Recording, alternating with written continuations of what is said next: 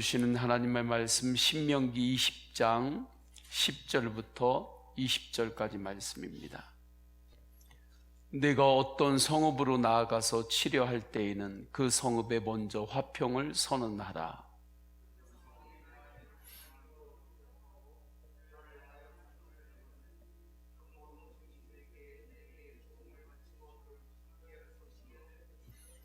만일 너와 화평하기를 거부하고 너를 대적하여 싸우려 하거든 너는 그 성읍을 에워쌀 것이며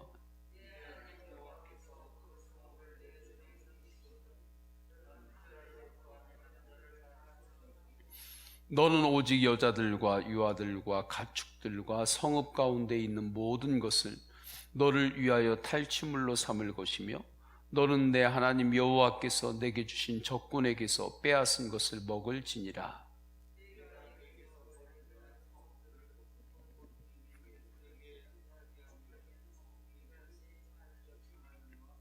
오직 내 하나님 여호와께서 내게 기업으로 주시는 이 민족들의 성읍에서는 호흡 있는 자를 하나도 살리지 말지니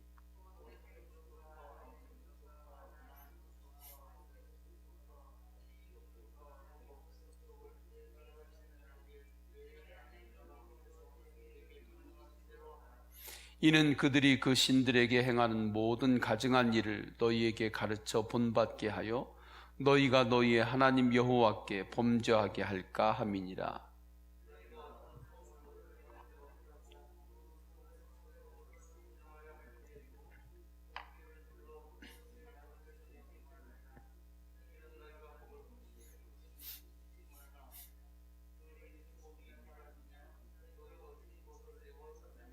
다 같이요. 다만 과목이 아닌 수목은 찍어내어 너희와 싸운 그 성읍을 치는 기구를 만들어 그 성읍을 함락시킬 때까지 쓸지니라. 아멘.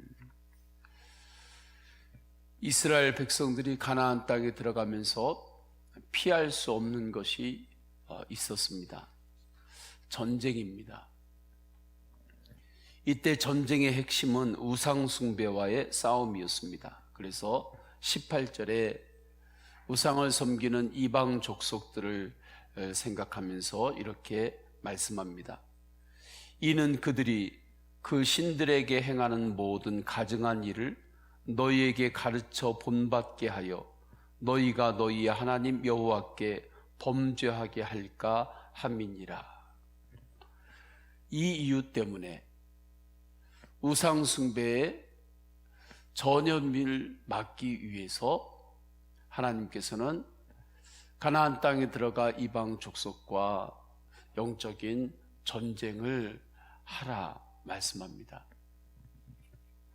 하나님께서 가장 싫어하시는 것은 하나님 외에 다른 신을 섬기는 것입니다. 사탄과 귀신을 섬기는 거예요. 하나님 외에 다른 피조물을 예배하는 것입니다. 그런데 이러한 죄의 바이러스는 감염력이 높습니다. 그렇기 때문에 모세를 통해서 이스라엘 백성들에게 말씀하는 거예요. 가나안 땅에 들어가서 조금 심하다 싶을 정도로 우상 숭배하는 모든 것을 철저하게 진멸하라고 하십니다. 코로나 바이러스를 보십시오. 그의 감염력이 크기 때문에 경제적으로 여러 가지 손해를 감수하면서도 확산되지 않도록 얼마나 힘을 씁니까? 그 바이러스 자체가 가지고 있는 전염력이 크기 때문에 그렇거든요. 그런데 이와는 비교할 수 없는 감염력을 가지고 있는 것이 우상숭배입니다. 그리고 우상숭배의 결과는 죽음입니다. 영원한 죽음이에요.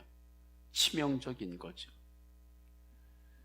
그렇기 때문에 하나님께서는 이스라엘 백성들에게 가나안 이방 족속과의 전쟁을 피하지 말라 하십니다. 그리고 완전히 진멸하라고 말씀하죠. 이 말씀을 통해서 우리는 잊지 말아야 합니다. 코로나나 그러한 바이러스보다 더 심각한 바이러스는 죄의 바이러스입니다. 죄의 바이러스에 감염이 되면 증상이 나타나요. 하나님을 경외하지 않습니다. 교만의 증상이 나타납니다. 감사가 사라지기 시작합니다. 화평이 없습니다. 회개도 없습니다.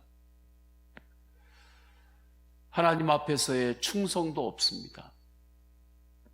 헌신도 없습니다. 죄의 종노릇합니다. 영원한 죽음에 이르게 됩니다. 이렇게 죄의 바이러스의 증상들이 심각하고 증상 이후의 마지막 결과가 영원한 죽음이기 때문에 하나님은 우상을 섬기는 족속들을 진멸하라고 하신 것입니다.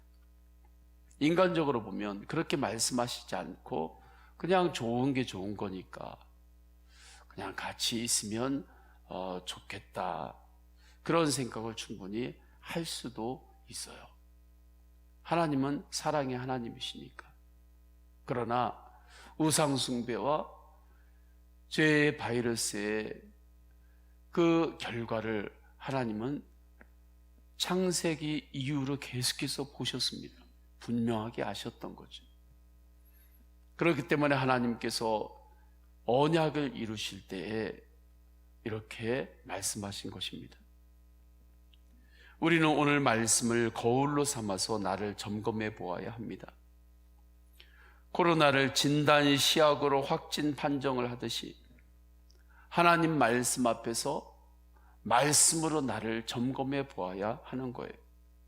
그러면 내가 죄인인지 점검이 됩니다. 확진 판정이 나는 거죠. 내가 죄인인가? 아닌가? 모를 때 하나님 말씀 앞에 나를 점검해 보면 내가 죄인인 것이 분명히 드러나게 되는 거예요.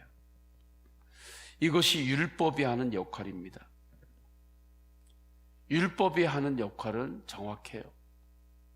감정이나 인정의 율법은 영향을 받지 않습니다. 그 사람이 가지고 있는 세상의 배경, 많이 배웠던지 안 배웠던지, 권력을 많이 가지고 있든지 적게 가지고 있든지, 재물을 많이 가지고 있든지 재물을 적게 가지고 있든지, 건강하든지 조금 몸이 약하든지, 이러한 것들에 영향을 받지 않습니다.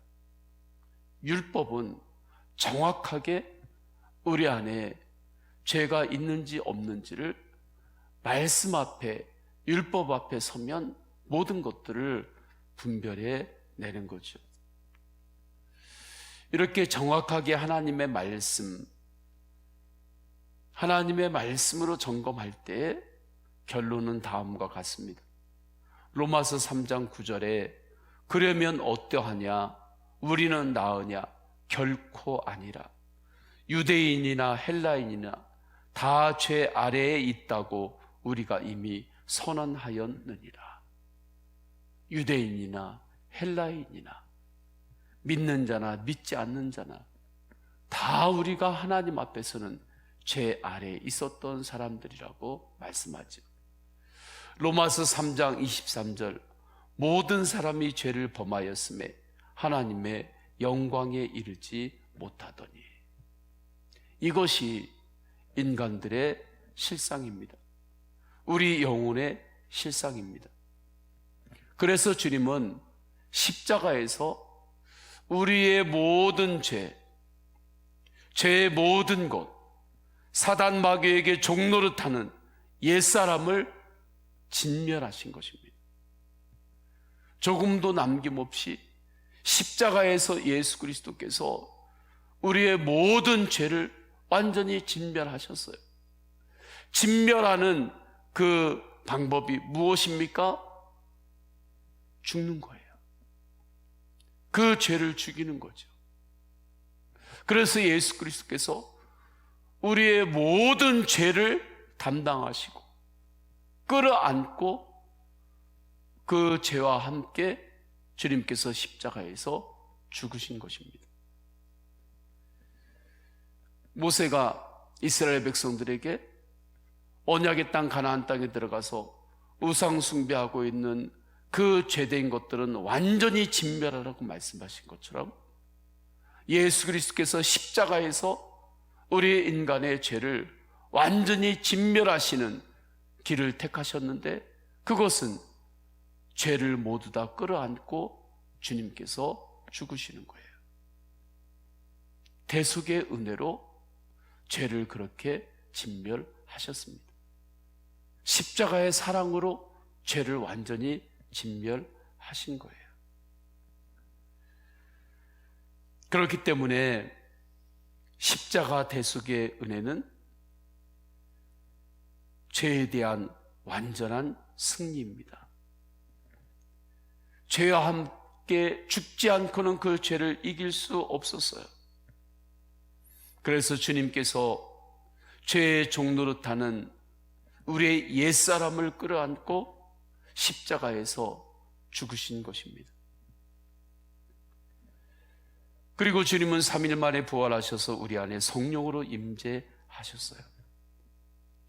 이 놀라운 복음으로 우리는 죄를 완전히 진멸하고 구원을 받은 겁니다. 그렇기 때문에 나는 죽고 예수로 사는 복음으로 우리는 사는 거예요. 무엇으로 사는 것입니까? 주님의 그 은혜로 사는 거예요. 오늘도 나는 죽고 예수로 사는 복음의 눈을 열고 복음의 은혜로 사시기를 축원합니다. 이미 주 예수 그리스도의 십자가의 사랑으로 죄를 완전히 진멸하셨습니다. 완전히 진멸했다고 하는 것은 죄의 종노릇하던 나의 옛사람이 십자가에서 이미 다 죽었다는 말입니다. 자꾸 죄의 종노릇하는 옛사람에 끌려다니지 않기를 축원합니다. 죄의 종노릇하면서 나를 끊임없이 끌어가려고 하는, 미혹하려고 하는 그 옛사람은 그림자입니다. 육신의 소욕이 조금 일어난다 할지라도 그 육신의 소욕이 이제는 우리가 종노릇하지 않아요. 왜 그렇습니까?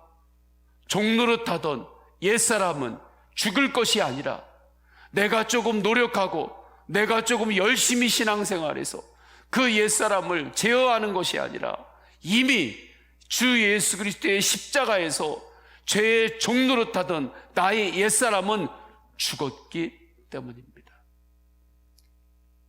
이미 그 싸움은 끝난 거예요. 이미 나의 옛사람은, 죄의 종노릇하던 옛사람은 십자가에서 이미 죽었습니다. 그 싸움에서 예수 그리스도께서 우리의 죄의 종노릇하는 옛사람을 끌어안고 십자가에서 함께 죽으셨어요. 그리고 우리에게는 성령으로 임재하셔서 살아계신 예수님께서 내 안에서 24시간 동행하십니다. 24시간 동행하시면서 나의 생각을 만지십니다. 나의 마음 가운데 성령의 빛으로 임재하십니다. 내 육신 가운데도 우리가 부활의 예수 그리스도를 바라볼 때 우리 육신 가운데도 주님께서 주시는 십자가의 온도로 함께 하십니다. 그래서 주님을 바라볼 때 우리는 영육간에 다시 또 새 힘을 얻는 거예요. 그렇게 예수 그리스도로 새 힘을 얻고 매일마다 살아가는 사람을 십자가의 군사라고 말씀하는 것입니다. 오늘도 십자가 복음의 용사, 사랑의 용사, 소망의 용사로 승리하시기를 축원합니다.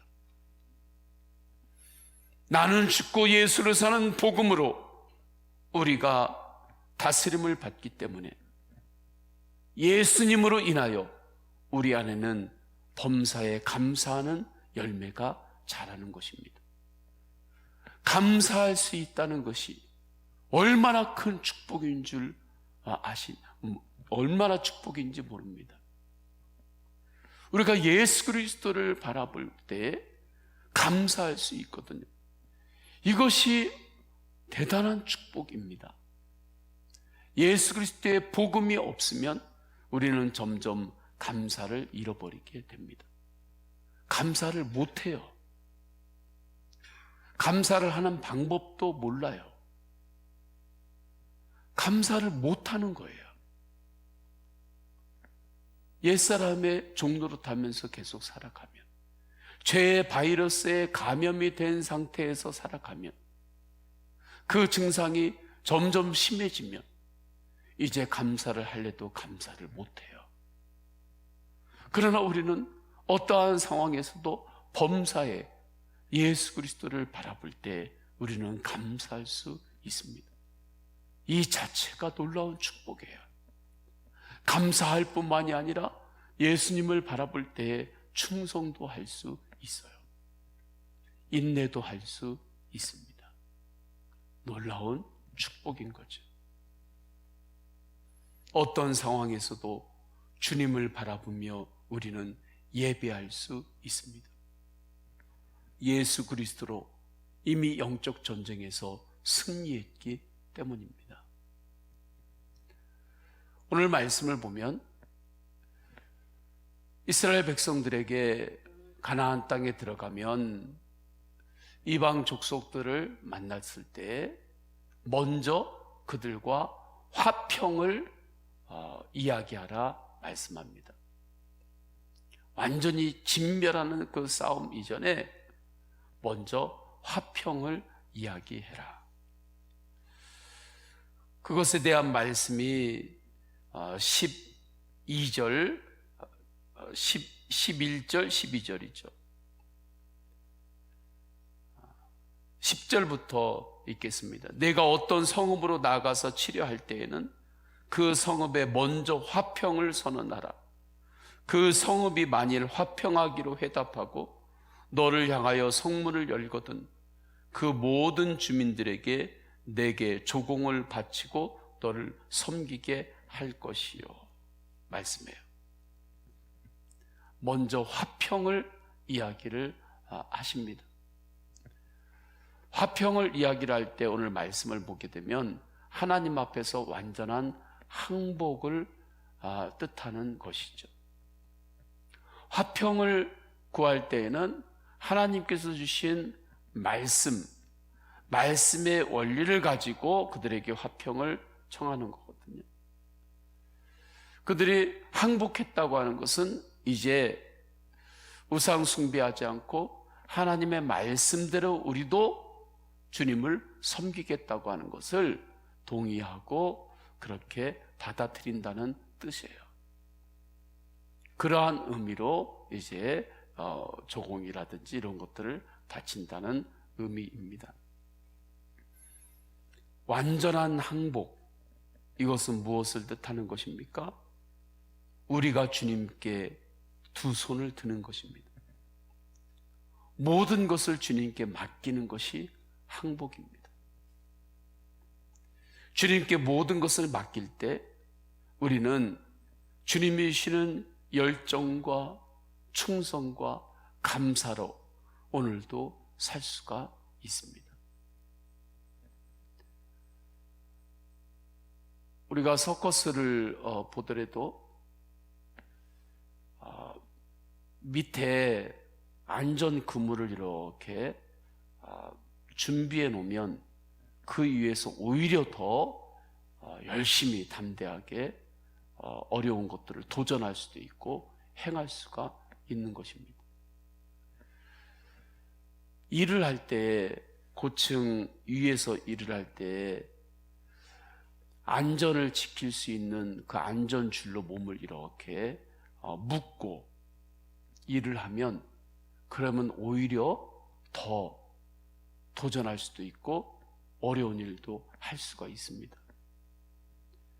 높은 데에서 일을 할 때 옆에 줄로 안전을 담보해 놓는 그 줄을 몸에 묶지 않고 있으면 할 수 있는 것들도 못하는 거죠. 위에 큰 암벽 등반이나 하는 것을 보더라도 실내 암벽 등반하는 그 장면들을 가끔 TV에서 보여주잖아요. 항상 다 안전 줄을 묶어놓고 있거든요.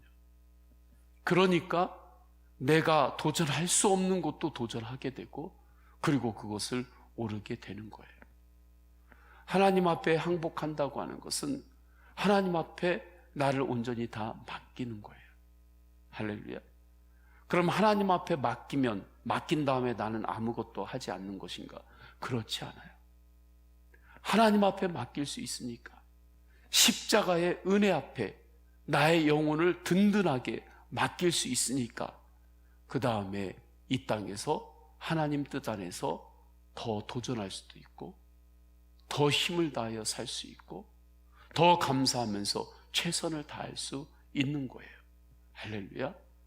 그래서 하나님 앞에서 항복하고 하나님께 맡기는 자가 용기 있게 살아갈 수 있고, 충성할 수 있고, 헌신할 수 있고, 순종할 수 있는 것입니다. 다른 사람이 할 수 없는 감사를 할 수 있는 거예요.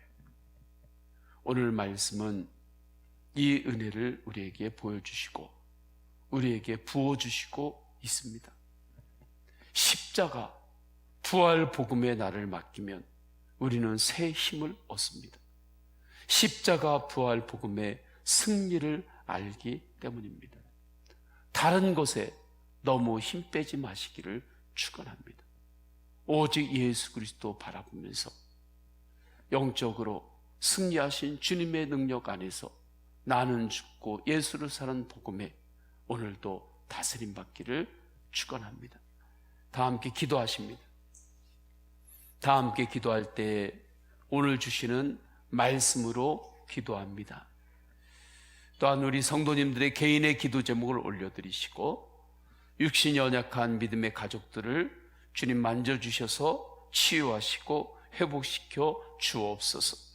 주여 세 번 간절히 부르짖고 동성으로 기도하십니다. 주여 주여 주여. 할렐루야. 하나님 아버지, 주님께서 인도하여 주셔서 주님의 말씀 앞에 섭니다.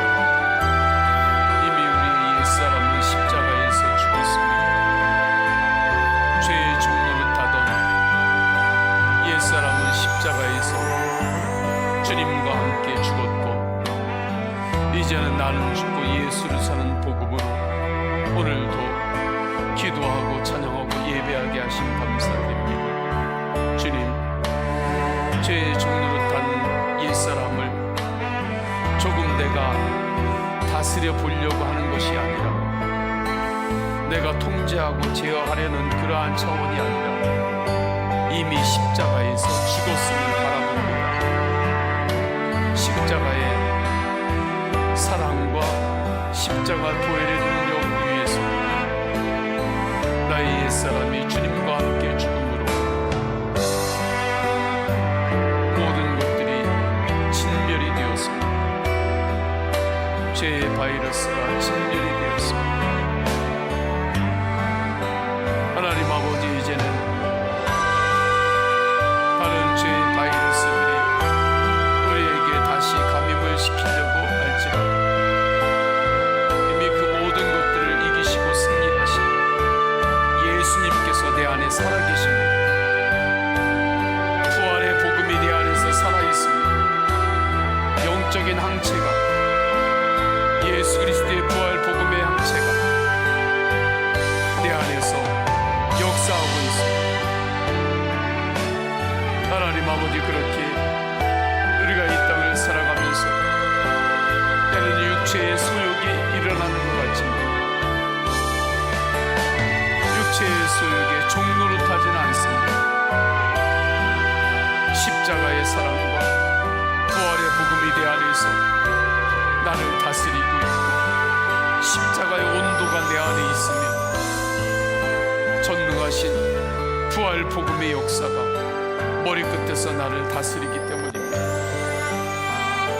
주님의 새벽에도 주님의 말씀으로 주님의 생명의 복음이 나의 머리끝에서 발끝까지 나의 모든 영역을 다스리고 있음을 바라보며 오늘도 예수님으로 새 힘을 얻습니다. 주님께 모든 것을 맡깁니다. 주님께 항복합니다. 주님께 모든 것을 맡기면 그때 비로소 내가 할 수 없는 헌신을 하고 내가 할 수 없는 감사도 하고 주님 안에서 더 새 힘을 얻고 예수 그리스도로 도전하고 예수 그리스도 안에서 순종하고 예수 그리스도 안에서 기뻐하고 예수 그리스도 안에서 주님의 영광 가운데 풍성한 감사로 감격으로 살아가는 믿습니다. 하나님 아버지, 주님께서 그 은혜로 우리를 인도하셨습니다. 그 은혜 앞에 주님 앞에 이 새벽의 모든 것들을 맡깁니다. 주님 맡깁니다. 주님 앞에 맡깁니다. 나의 마음과 생각을 맡깁니다. 주님 가정과 가문을 맡깁니다. 우리의 모든 삶의 영역을 주님께 맡깁니다. 주님께 맡기는 자만이 갖게 되는 용기가 있고 담대함이 있고 주님께 맡기는 자에게만 주님께서 주시는 평안이 있고 주님께 맡기는 자에게만 주시는